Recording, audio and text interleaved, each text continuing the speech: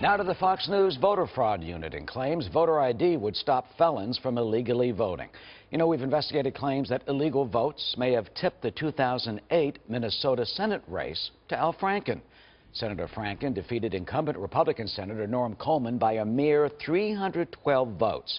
But the conservative group Minnesota Majority has claimed more than 1,000 felons voted illegally in that race, and they may have made the difference, while prosecutors have so far convicted 175 felons, with more cases coming. But they claim not enough felons voted to sway the result, and that voter ID would not have stopped the illegal voting. It really is a solution chasing a problem, and it's going to disenfranchise a lot of people.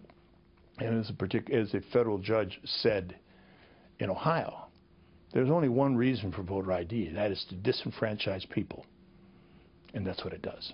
Well, the next state facing this is Virginia, where a voter ID bill is about to be signed in the next few weeks. Dozens of people there, including felons, have been charged with fraud from the 2008 election. Joining us now to talk more about that from Richmond is Republican State Senator Tom Garrett, who's spoken out about voter fraud. Senator, welcome. How bad is voter fraud in Virginia? Well, Eric, the simple answer is we simply don't know. What we have had are literally hundreds of cases investigated and confirmed by Virginia State Police and in some instances local police. But we don't know what the scale is. We do know that in 2008 alone, there have been literally hundreds of cases confirmed in that one election. And you pointed to the Franken race in Minnesota.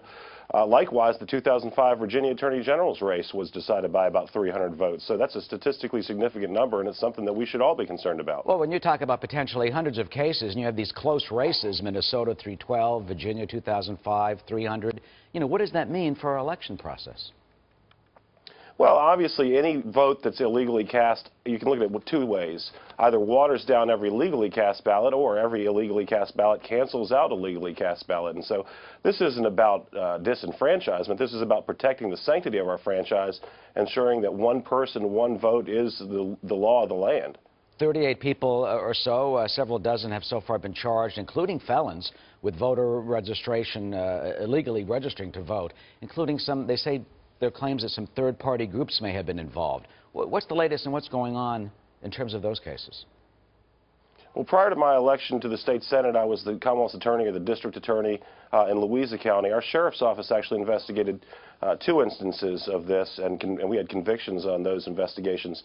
And one of those instances, a group called Women's Voices, Women's Votes, which is part of the Tides Center, had solicited the registration, and when the person who illegally registered queried as to whether or not this was a problem, they said, don't worry about it, nobody will check, and even if they do, they won't do anything about it. So, you know, there are loopholes in the system that some groups that would appear are actively seeking to exploit.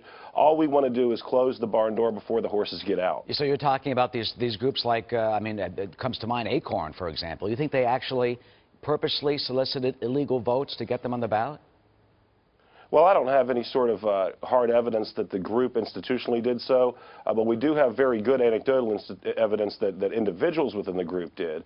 And when we initially conducted our investigation when I was prosecutor, that's what we wanted to do, was sort of walk this dog backwards to the individuals who were seeking to register people that they knew would not be allowed to vote under the law. The other instances of voter fraud we've seen in Virginia are oftentimes university students who might be registered in, say, for example, Pennsylvania, but attend college at the University of Virginia in Charlottesville and vote in both places. So those are the two primary illegal voting activities that we've been able to verify. Yeah, we get a lot of email about that at our site where the parents write us that their kids voted at home and then they had an absentee ballot where they lived. You can't do that, can you? No, I would think, you know, again, one vote should be for each voter, and that, again, protects the sanctity of our franchise. That's all we're trying to do here. Look, the Help America Vote Act is the act that the Virginia voter ID law was modeled after. It passed the United States Senate in 2002, 92-2.